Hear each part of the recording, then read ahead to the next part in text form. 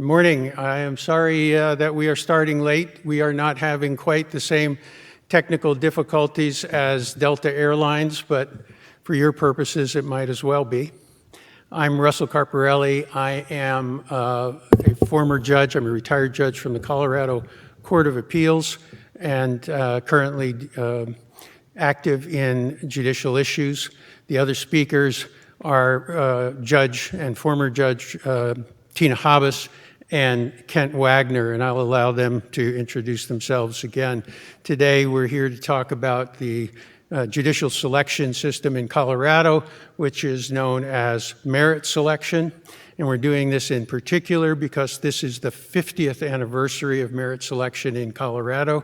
It was first passed as a result of a voter initiative in 1966, and we have been selecting our judges in this manner ever since.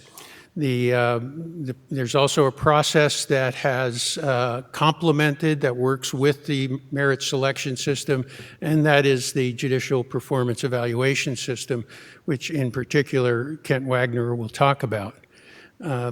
Heather is here in the audience, and so every once in a while I'll look down and say hi to you. I'm going to start off trying to create an overview, and I want to do it this way. The first question is, who is it that we serve? Who is it that the courts serve? And who is it that you as journalists serve? And we all know it is the public at large. And that public gets up in the morning in beds that they bought in commerce, that in homes that they bought or lease, they have a legal relationship, in cars that involve legal relationships, on highways they go to their employment, which involves legal relationships. Their employer has business matters, business transactions with suppliers, with other businesses. They have lease arrangements or building ownership. People in the community, as they go out into the community, there is the issues of social order and physical security and the security of their property. There are issues of domestic relations. The law is all around us. And it is the courts that people come to when there are disagreements about any of these things, and they want the courts to identify for them their rights and their obligations. So what is it that our courts do? I've got a PowerPoint here, and John, can you, I don't know if this shows up on the webcast, does it? Good. So if we'll just click one at a time here. All right, so what is it that judges do? They oversee the proceedings in the courtroom. I wish I could see that because I know that's my list, but regardless of what that list says, I'm going to tell you what I know that they do. Before the trial starts, the judges oversee the process by which the proceedings by which the lawsuit is filed and which it is queued up for trial. In the courtroom, they rule on matters of procedure, they rule on matters of law. They determine what laws apply. In doing this, and I'm probably pretty, why don't you go ahead and click and see what comes up next here, John? No, go ahead and click, get me out of that slide. And, okay, so what laws apply? So there are the Colorado Rules of Civil Procedure that tell us how to operate the courtroom. But it's not just the rules, it's as they have been applied in other cases by the Colorado Court of Appeals and the Colorado Supreme Court. There are the rules of criminal procedure, which obviously in the civil cases, there are the rules of civil procedure, there are rules of criminal procedure, and those rules are greatly controlled by the United States Constitution and the Bill of Rights. And so those rules are applied in accordance with the decisions of the Colorado Court of Appeals, the Colorado Supreme Court, and the United States Supreme Court. We have the Colorado Rules of Evidence, once again, a body of rules that they have to apply, and once again, as those rules have been applied in past cases. We have statutes.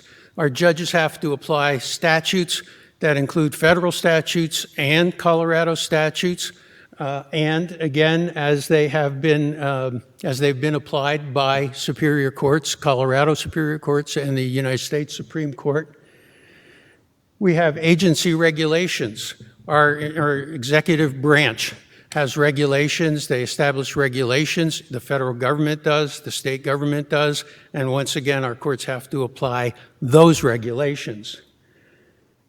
There's case law, and case law in particular applies in the area of negligence. It's called tort law, and it applies in the area of negligence primarily, but there's various case law from these same courts that, and particularly the Colorado courts, that the courts have to apply. And this is a list generally of the kinds of cases that our courts here in Colorado, our state court judges have to address. And you can see it's quite a list of laws. So the question then becomes, what makes someone a good judge? What makes someone who has to do all of this a good judge?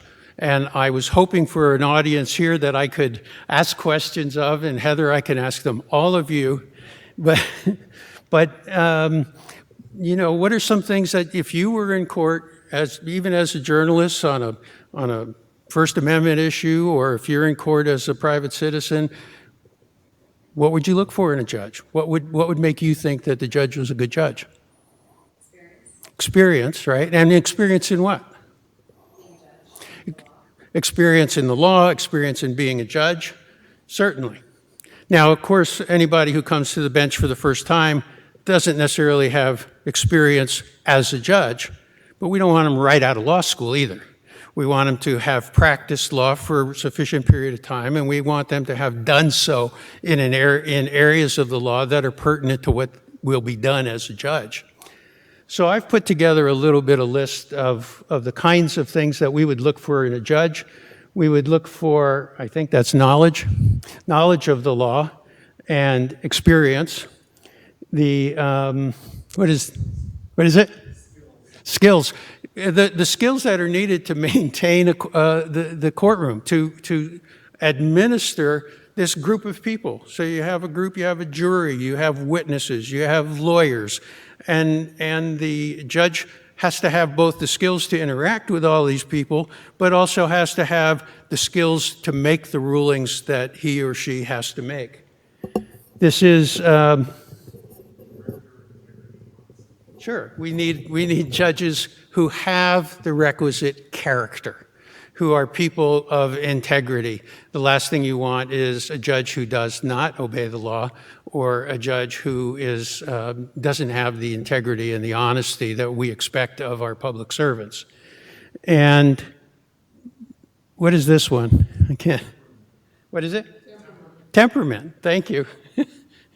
And so we have temperament, and that's a question of how do you interact with people? How do you, especially in courtroom situations where the courtroom can get, there can be quite a bit of conflict in the courtroom. I think I'm going to move over this way, so maybe I can actually see my screens a little bit. So there can be conflict in the courtroom, and how does the judge deal with that? And how does the judge deal with the time parameters and the time frictions and all the things that can really get someone riled up?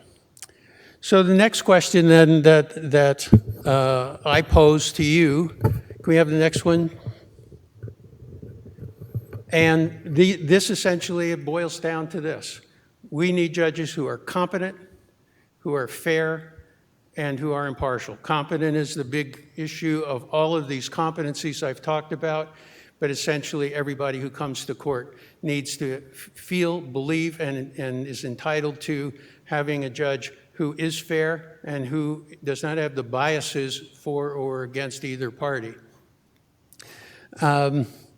So where would you find people like this, and how would you find them? And that's the challenge that faces Colorado and every state in the union. How do you find people who have these qualities? Well, in Colorado here, we have We have judicial selection commissions. Here's what you would do. If you had to hire a judge, you'd ask for applications, wouldn't you? And you might have specific issues that you want included in those applications. You'd want references. You'd want to know, how are these people viewed in terms of what? Their knowledge, their competencies, their experience, et cetera, all of these things. You would want to know their reputation. Their references would tell you their reputations. And you would likely, I would think, for a job this important, conduct an interview. I don't think that what you would do is simply read the resume and say, all right, I picked this person to be a judge. Similarly, I guess I would ask you the question of, well, we got the next slide here, but before I address that, in some states, the judges are elected, and the election system is a very different one from Colorado's system. The election system requires the people who want to be judges to raise money to conduct campaigns. And then, as you've seen in political campaigns, how do they go about it? They go about meeting with groups of people. They go about giving speeches. They go about perhaps appearing on television, on billboards, and maybe having television ads. Well, Colorado feels that the system for selecting judges, and there are 14 states that agree with us, that the system needs to delve more deeply into the background and qualities and experience of the people who become our judges. And so what we have is what we call the merit selection system, which is what we're going to talk about today. The merit selection system is a system whereby judges are appointed based on a selection system that reviews their qualifications and their ability to serve in the capacity of the judge and to do the work of a judge. The way that we do this is we have citizen commissions, and we have 22 judicial districts for our trial courts, and each judicial district has a commission to select their local judges. The commissions are comprised of appointees, non-lawyers, appointed by the governor, and then lawyers appointed by agreement of the governor, the attorney general, and the chief justice of the Supreme Court. Every judicial district, your judicial district, has such a commission. To become a member of the commission, they're open for applications, and when there are openings, generally it is publicized, and you can find out about them through the Judicial Commission website. Essentially, however, these are non-political. There is, if you'll show the next one, the commissions may not have a majority of more than one of a political party. So to the extent you have 7, the maximum number in any political party is 4. The reality is that very often you have quite a split between independents and Republicans and Democrats, and it's required that these commissions be at least divided between the political parties. One of the keys is that most of the people on each commission are not lawyers. And then for our statewide courts, the Court of Appeals and the Supreme Court have jurisdiction on cases that come from all over the state. And so in order to do that, we have commissions that are comprised, again, of non-lawyers. We have 7 congressional districts, and as this chart shows, the governor appoints non-lawyers, 1 from each congressional district, and by agreement, the Chief Justice, the governor, and the Attorney General select 7 lawyers, 1 from each judicial district. I would add the governor gets 1 more at-large selection so that we have 8 gubernatorial selections of non-lawyers. And once again, you can't have a majority from one political party of more than 1. John, the next slide. So we have 100, on these commissions alone, we have 169 Colorado citizens who help us select the judges throughout the state. We're going to have former Judge Tina Hobbs, who is one of those people, tell you more about what it's like to be one of those commissioners. John? Good. So what we have coming up now is Judge Hobbs. And then Kent Wagner is going to talk about how we evaluate those judges, because it's one thing to select them well. It's another thing then to measure them and hold them accountable for doing a good job. And the Performance Commission enables Colorado to identify which judges are getting the job done and which ones maybe ought no longer be judges. So from that, Judge Habas. Thank you, Russ. Good morning. I'm saying good morning to the assembled multitudes we have here in the courtroom. So mostly I'll direct my comments up there. I'm all about practical work. What is the hard work that actually goes into choosing a judge as a slate of officers to go up to the governor for his selection? So essentially what happens is anyone who is a lawyer in good standing with 5 years experience can apply to be a judge. So the first question I always ask when I'm on this commission is, what are we going to want this judge to do? Is there a certain skill set that we're going to need in this court? Think about it when you're going to buy a car. It's a big investment. And we know this is a big investment because this is an appointed office.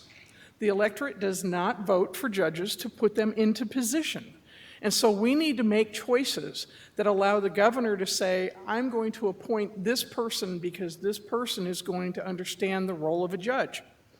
So let's say you're buying a car. You're not going to get a sports car if you're living somewhere that has ice and snow half the year. So for example, when I'm thinking about who do we select and appoint on an appellate court, either the Court of Appeals or the Supreme Court, I want a certain skill set. I want people who are excellent researchers, excellent writers, people who understand the overarching requirements of the judicial system and what we do for citizens. On the other hand, if I'm choosing someone in the trial court, I need somebody who's going to be able to put their sleeves up, really get their hands dirty, get into it, and be able to handle all kinds of problems. For example, in the county court, a typical docket in a county court could be as many as 150, 200 cases in a day. So for that, you don't want someone who's studious and going to kind of sit aside and take their time on every single decision. You need someone who understands the big picture. And so that's the first question we ask in every judicial nomination commission. What are we looking at? What is that group of information that we need? The skill set we're looking for people who can be fair and understand the role of a judge. The role of a judge is not to be an advocate. You can't take sides. You have to let both sides have a full opportunity to talk and give their positions, and then you make that decision applying the law as it is written, because we're appointed. We are not elected. The second thing you want is someone who has high integrity. They have to be honest. And so you want to talk to people who've dealt with them. So for example, let me go back to my car analogy. If I'm buying a car and putting this investment in, do I just go out and say, oh, I really like that color, I'm going to go ahead and get that car? Well, of course not. That would be idiotic. So we look at reviews. You want to pull up consumer reports, right? So what we do on the nominating commission, as we get the applications and we read through them, we select people that we think we would like to interview. So as a practical matter, in Denver, the 2nd Judicial District, the last time we had, I think, 35 applications. We only have so much time in the day to interview, and there are certain applicants you look at, and you can pretty much tell they don't have the experience level that you need in a very busy metropolitan Denver courtroom. So what we did is we reduced it down to 18 people. That's still a lot of people to consider. And we divided every single applicant up. We assigned them to one of the members of the commission, both lawyers and non-lawyers. And then we get on the phone. And we call every single person they've listed as a reference. We call every single judge they have appeared in front of. And we go beyond that. We talk to our colleagues, especially the lawyers on the commission. I talk to my ex-colleagues, the judges, to find out their reputation among judges. We do all of this basic work. We go on the websites. We pull up whatever research we can find, because as you might imagine, in my application, I'm going to put things that I think are really good. I'm not necessarily going to put down somebody who wasn't happy with me. I'm going to pick those cases that the lawyers on the other side really liked me. Well, there's other cases out there where they didn't like you so much. And so those are the ones that you really need to develop. Personally, I probably spent about 20 hours researching the 3 people that I was asked to research before we met within the nominating commission to conduct interviews. We share the information, and oftentimes we share information about other people. So for example, I may have been assigned 3 people to look at, but I may have known things about the 16 or 15 others that we also had on the list. And so we meet as a group for at least an hour to talk about it.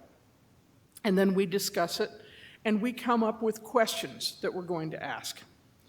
Now, we want to make the system as fair as possible, and so what we do is we divide these questions up, and we try to ask similar questions of each applicant.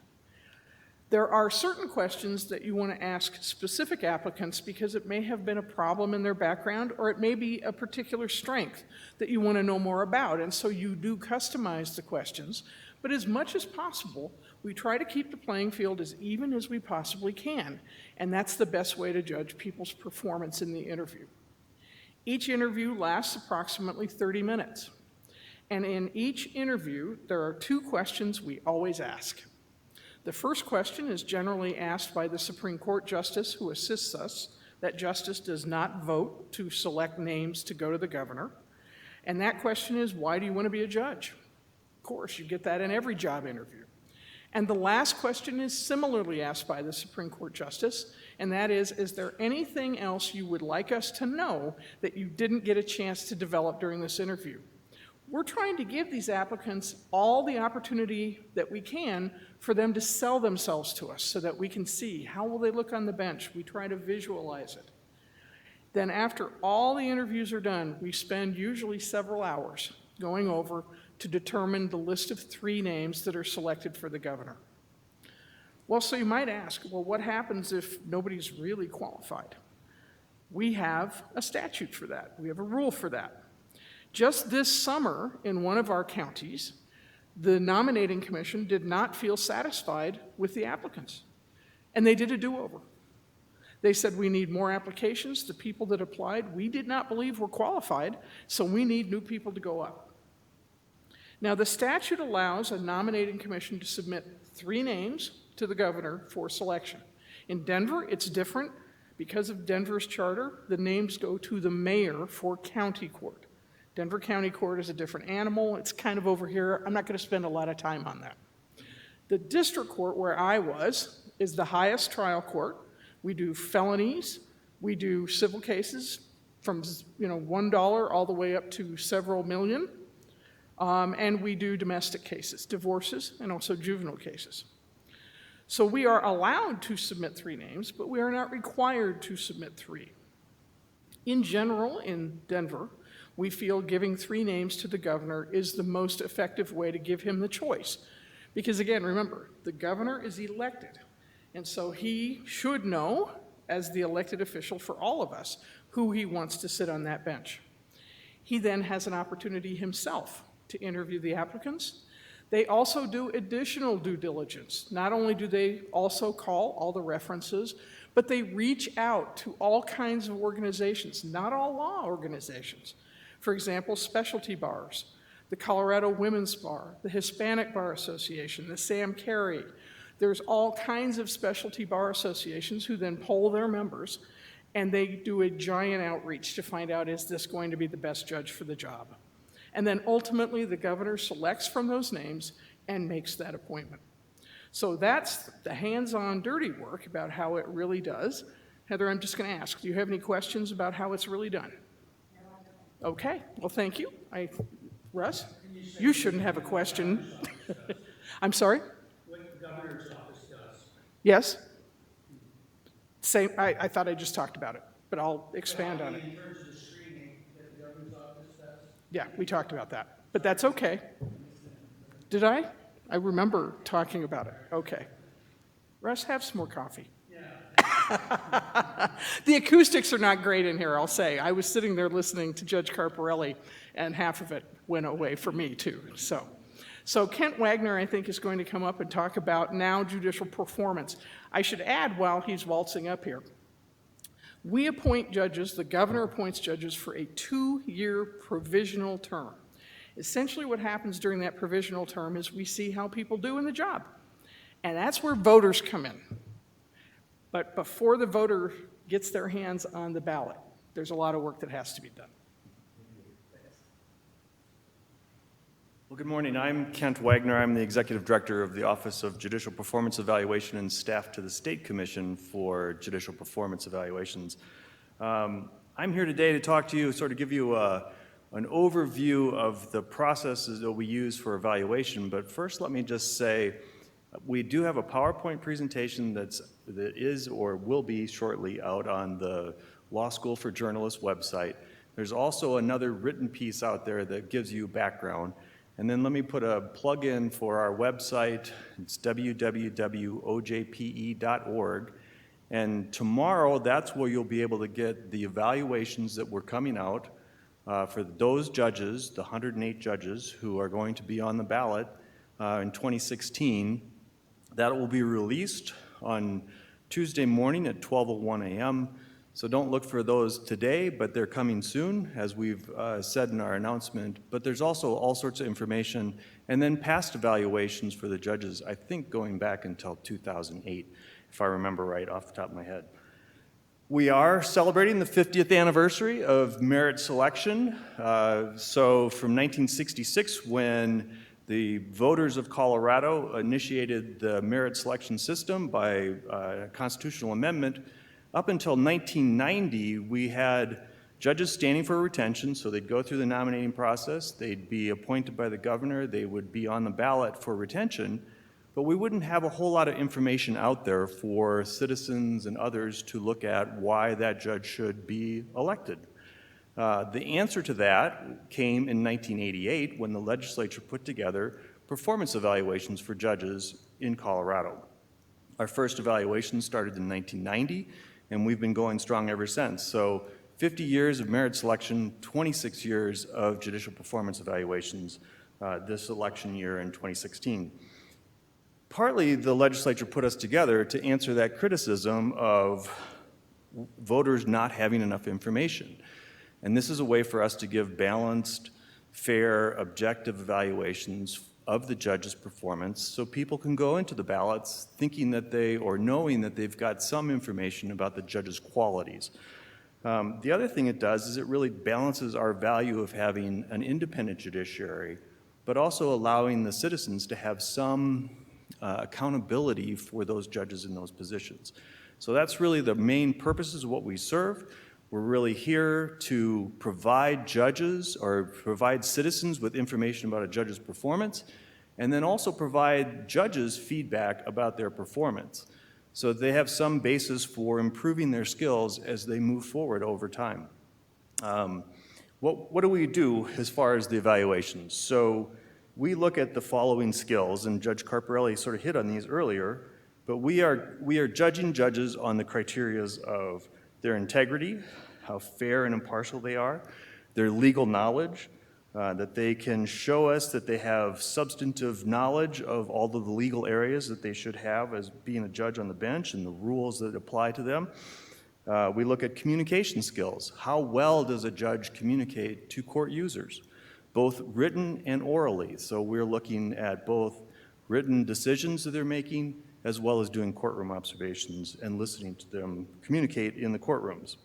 We look at judicial temperament or their demeanor, how well they are interacting with court users and what that, is it appropriately done along the way. We look at administrative performance. So we want to know how well they're managing their dockets, their caseload, their time on the bench, their time in preparation as cases move forward through the court system. We want to be able to look at, and we do look at, how well the judges are performing in those areas. And then lastly, we want to know how well a judge is serving the legal community and the community as a whole. So we don't want judges just to sit on the bench all the time. We want them to be out improving people's knowledge of the legal profession, helping lawyers get better in the legal profession, and improving our overall scheme of law in the state of Colorado. So commissions look at all of those things as they're moving forward. And we ask similar questions when we survey court users, so lawyers, litigants, court employees, probation officers, et cetera, folks who have been in the courtroom with the judges, we ask them the same questions through a survey process to get an idea of that. Now, commissions, we have, like nominating commissions, 22 judicial districts, so we have 22 judicial performance commissions, plus one, so we have a state commission as well. So 23 total commissions in the state, 230 participants. Each commission is made up of 10 individuals. 6 are non-attorneys, 4 are attorneys. They're appointed by various appointing authorities, including the Chief Justice, Speaker of the House, President of the Senate, and the Governor. And it's split across that way. But they're nonpartisan, so we just are looking for 2 criteria. You're either a licensed attorney and you're appointed by one of those members, or you're not an attorney, you're a regular citizen, and that's, again, the majority of the folks that we have out there. Now, commissions must consider the following things. They have to look at a judge self-evaluation. So each judge who we're evaluating completes a self-evaluations for the commissions to review. They have to go do courtroom observations. So each commission is required to go out and actually sit in the courtroom, observe the proceedings that are there, and make sure that we have adequate coverage and time in the area to be able to assess the judge's skills that we talked about above. They meet with representatives who are court users. So typically, all the commissions will have interviews with the district attorney's office, district attorney usually themselves, and or the head of the office of the public defenders. Sometimes they reach out to other groups like the social services providers, and oftentimes they'll hold public hearings and actually get feedback from the public as a whole. The commissions are required to review at least 3 written decisions of each judge that are being evaluated. If you're the state commission, you have to review at least 5 written decisions. Now, most of our commissioners go beyond that. So we have a minimum of 3 or 5, but most commissions will actually go on their own, pull out some additional decisions that judges have rendered during their term of office. We look at judges' case management statistics, so we compile what's known as a case report and look at where a judge is, which really gives us some indication of how well they're doing handling their cases in a timely manner. We look at survey results. So we survey, as I said earlier, people who have been in front of the judge on an ongoing basis and collect the data from them. And in the end, we create, out of my office, a final report that the commissioners review. Those reports, it's interesting because we have both an analysis of the responses, so sort of on a Likert scale, but as well as comments from all of the litigants. And this year in particular, we collected comments on each of the categories. So the judges, the commissioners actually really had quite a bit of information back from the people, not just scores, but written comments as well. Now those comments, let me just say this right up front, those comments are not published, those are confidential. They're used by the commission and the judge, and so we don't release those to the public. So when you're looking at those final survey reports on our website, you won't see those comments. But know that they're important, our commissioners use them, and they look at them. And then finally, the commissions interview each of the judges. So they all sit down and have a face-to-face interview with the judge, talk about the performance, talk about all of the criteria that they've looked at, talk about the things that they've done, give the judge feedback, and then the judge has an opportunity to sort of respond to that. And ultimately, then, the commissions go away. They have to make a recommendation about the judge. Should the judge be retained, not retained?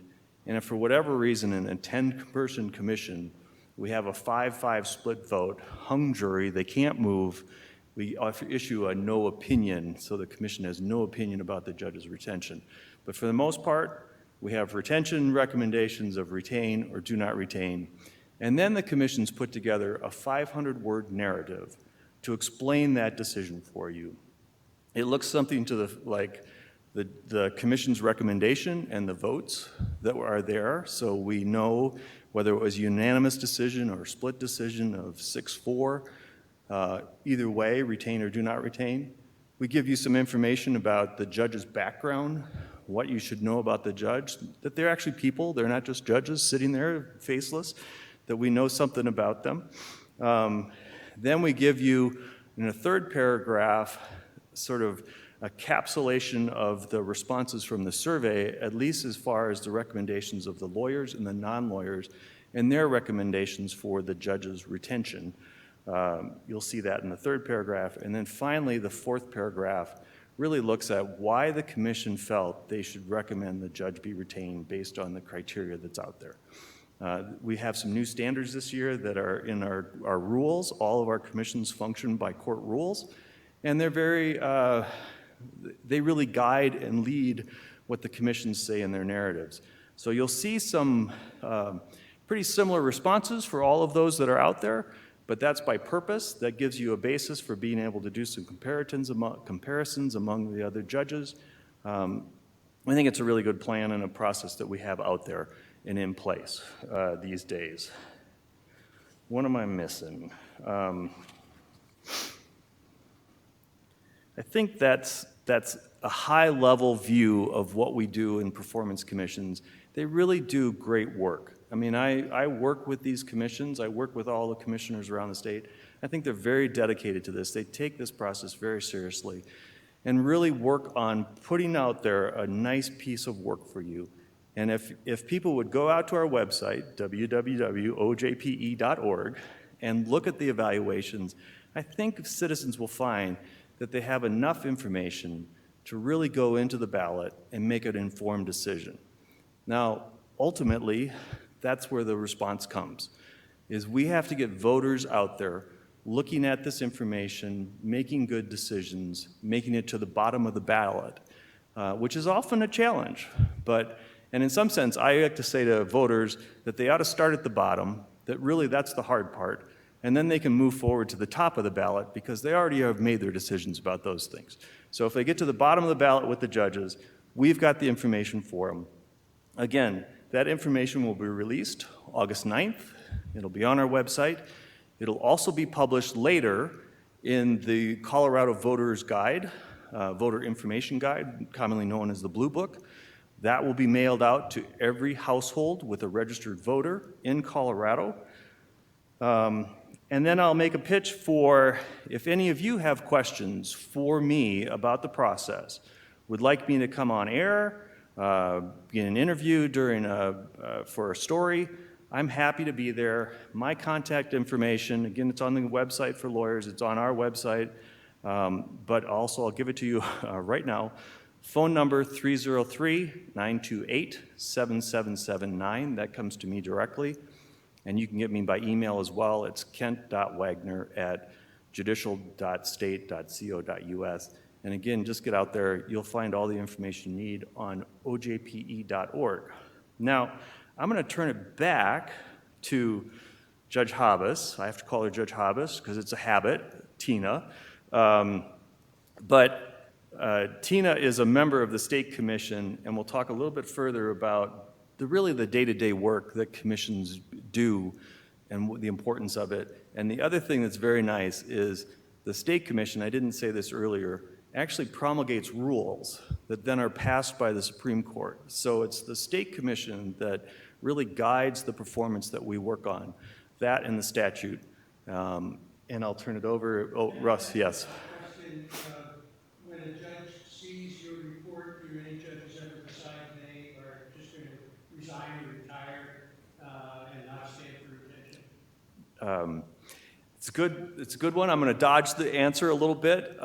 We will have a statistical report 30 days before the election that will show you who we started with as far as the number of judges that we did evaluations on. And then you'll see the number of judges that actually stood on the ballot. Now, whether or not we had an impact that made a judge leave, I can't necessarily say specifically, but there are in times we do see that judges do step down and have made the decision not to stand again after we've done the evaluations. There's a reason Kent Wagner is the spokesperson. He's diplomatic. I'm direct. Yes, judges leave because of the reports. It happens.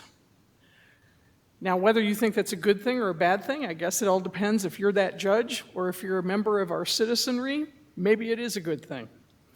You know, every 2 years, I get tons of phone calls and emails from family members, friends, just people who barely know me. Who should I vote for on these judges?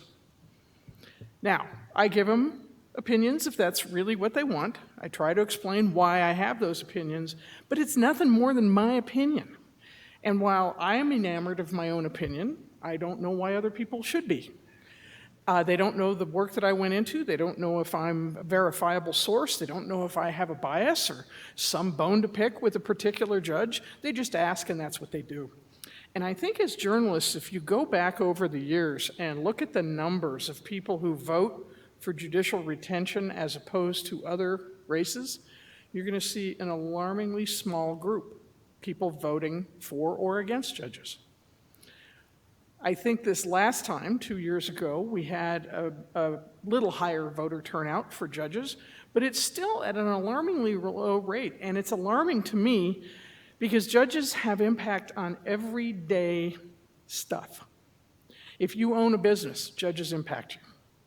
If you drive a car, judges impact you. If you've been a victim of crime or accused of a crime, judges impact you. We probably have more to do with people's everyday lives than the legislature does, and certainly more than what the president does. But you have huge numbers of people going out there. They do research. Who do I vote for? I want to read their brochures. I want to see them speak. I want to do all of these various things, but we can't get people to do that for judges. And I think that's mostly because of timing, but I think it's also because of intimidation a little bit.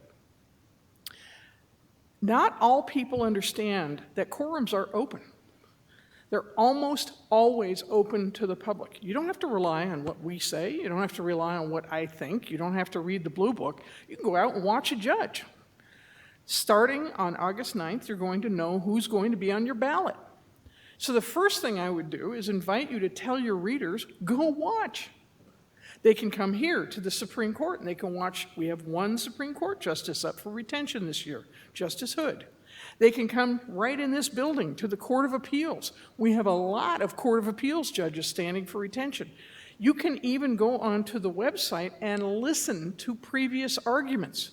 You can go on the website and read decisions that these appellate judges author. You can go watch a trial judge in action, and you can't imagine how informative that is. So first off, get your own information. But if you don't have the time or the ability or the knowledge of how to do it, we hope that we serve that purpose on the Judicial Performance Commissions. You know, we talked about the makeup of the commission, and I really want to talk about the non-lawyers on these commissions. I have had the privilege of serving on the Performance Commission. We have an economist, actually, and a forensic accountant. We have a psychologist. We have business owners. We have even somebody who hosts a jazz show from his home. We have all kinds of people, all walks of life, and we are all there for one goal, and that is to give information. We even have the previous Secretary of State on our commission. And so we look at it as consumers of legal services. What would we want to know if we were looking into someone's background? So Kent told you the requirements of the things we have to do.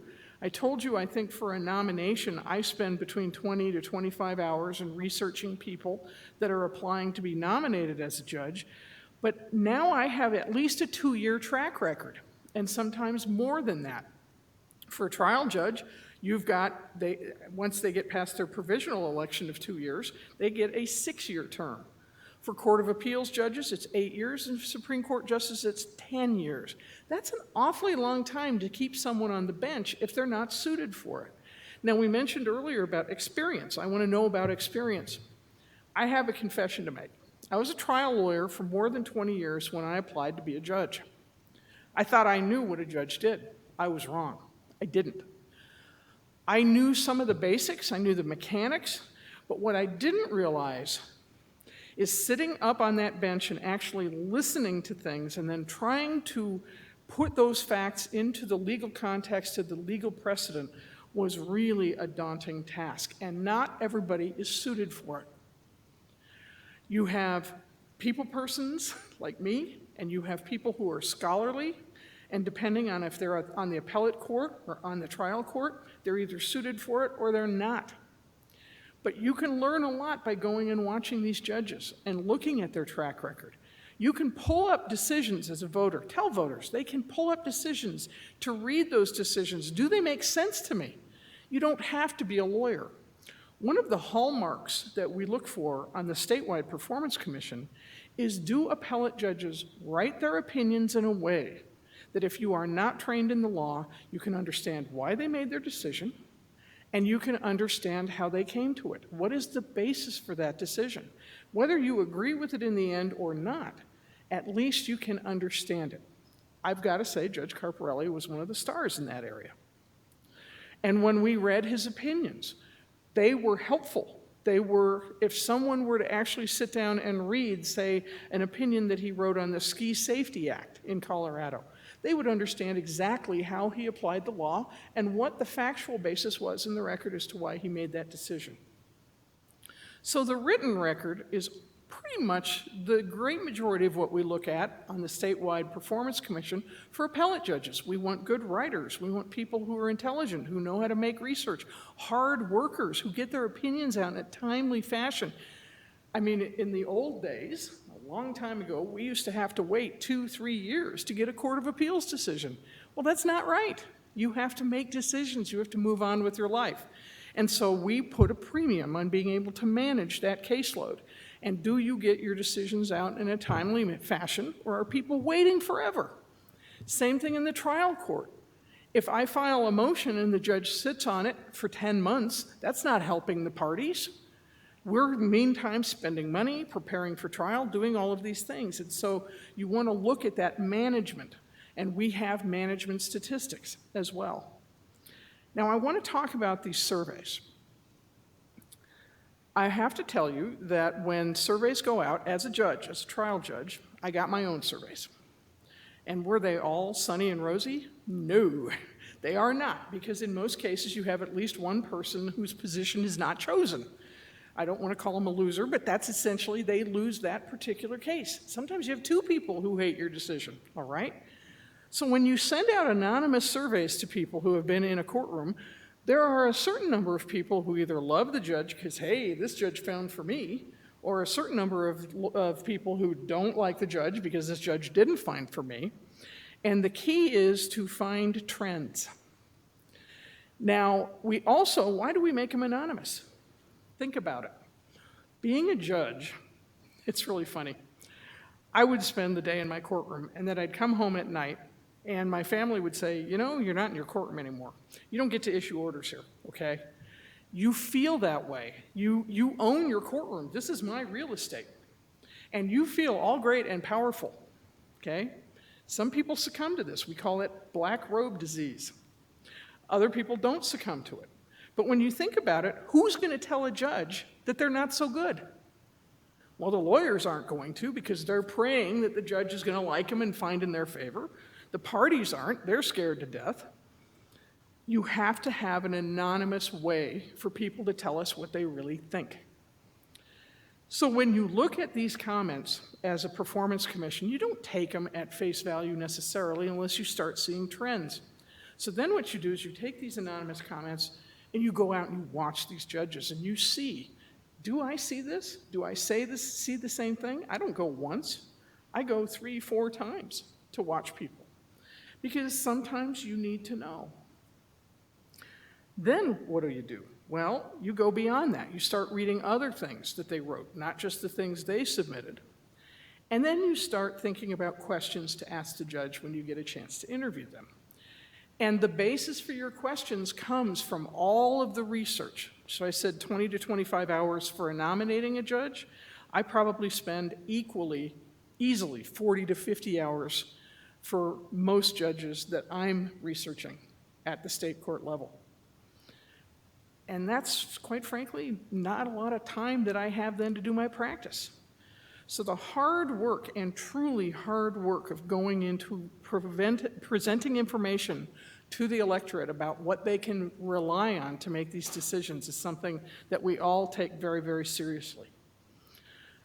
Then we open comments.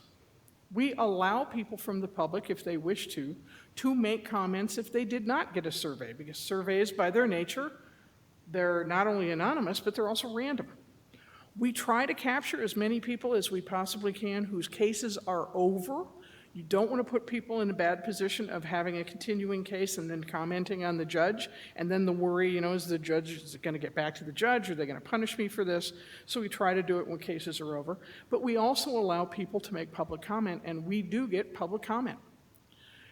There are rules for the public comment. For example, we ask people to give us their name so that we can understand, was this person really before this judge or not? But we don't publicize those names. And so I would encourage it. Well, do we ever change our rules? What makes us think that these rules are so great? The answer is yes, we change our rules. We get suggestions for improvement, frankly, a lot of the time. 2 years ago, there was a glitch in the randomness of the surveys. And for some reason in one district, not a single district attorney or prosecutor got any of the surveys about the judges. Now, these are district attorneys. They appear in front of judges constantly. You would think that they have a good knowledge base. Not a single one went to them. It was not planned. It was not something that we thought was going to happen. So what we did is we changed it, and we did allow people to come in affirmatively, and specifically, if both the district attorney wants to come in, the commission needs to let them come in and have their say. The same thing with defense counsel. We don't want to just have it on one side. We invite both sides in on criminal cases to come in and tell us what they think. Some judicial districts have public hearings. For example, up in Larimer County, they frequently hold public hearings up there so any member of the public can come in and comment about a judge or learn about a judge. I would suggest that that's true as well. So as you're writing for the people who read your various journalistic, whether it's a magazine or a blog or a newspaper or any of these things, what I would invite you to do is tell people that there is information out there. They don't need to just pick and choose or flip a coin or anything like that. Remind them how important judges are to our way of life. The reason I got on the Performance Commission was the same reason that I believe in juries, okay? When I was sitting as a judge, I would make 5 mistakes before I had my first morning coffee. And that's just the nature of the beast. You're a human being, you're going to make mistakes. Now, I have the appellate courts as a trial judge to tell me if I misapplied the law, which is a great comfort to me. But I also had jurors. And when 12 people from this community, reasonably intelligent people, come in and they see the evidence and they hear everything and they're informed, and they come to a decision, I have great confidence in that decision. So similarly, the more people we can get involved into learning about judges, the more people who are going to be registered voters that can come in and do their own due diligence, they can check it out on their own and make their own decision. The more people we have, I'm going to have more confidence that the judges we have on the bench are the right judges for this very, very important job.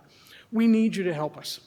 And so, Kent, I'm going to ask you one last time to come up and give your information. Both Judge Carparelli and myself, if any of you have any questions for either of us, feel free. Kent Wagner is the main guy to talk to. Call him, email him, write him, post on the website, do whatever you'd like. We'll get you whatever information you need. We want to thank you in advance for helping us. This is the only way we're going to get good decisions on judges. So thank you. All right, so my information one more time. It's Kent Wagner, Executive Director of Office of Judicial Performance Evaluation. Telephone number, direct line, is 303-928-7779. My email address is kent, K-E-N-T, .wagner, W-A-G-N-E-R, @judicial.state.co.us.